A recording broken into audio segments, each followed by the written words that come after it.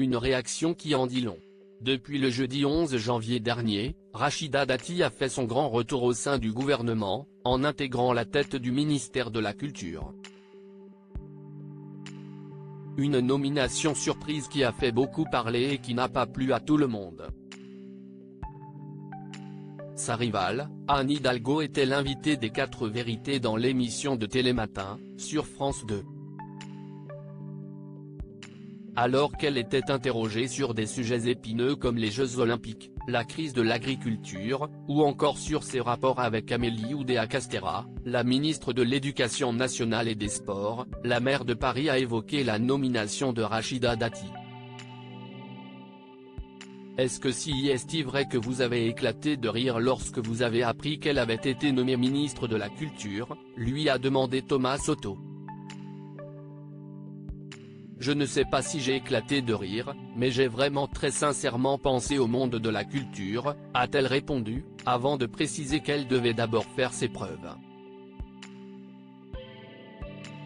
Toutefois, elle avoue égoïstement s'être réjouie du départ de Rachida Dati de l'hémicycle du Conseil de Paris.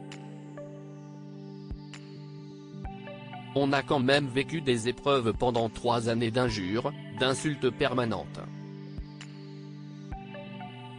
Ça va nous faire un peu des vacances, a-t-elle admis avec le sourire. Qui sont les ministres du gouvernement Attal? Anne Hidalgo, en route vers un autre mandat pour 2026 ?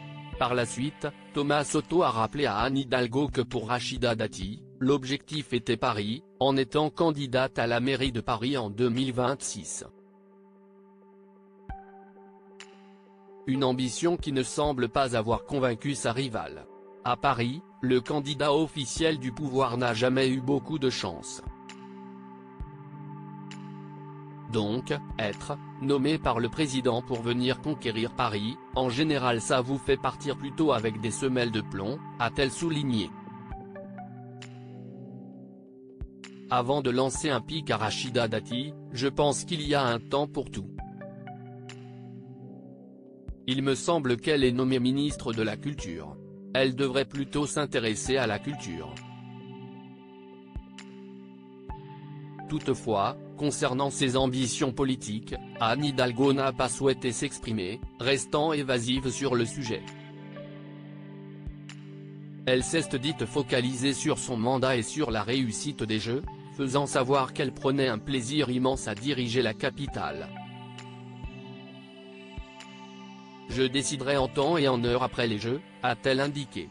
Avant de poursuivre, bien sûr, je n'exclus rien mais je suis concentré sur ma tâche. Un peu de patience donc. Crédit photo, France 2.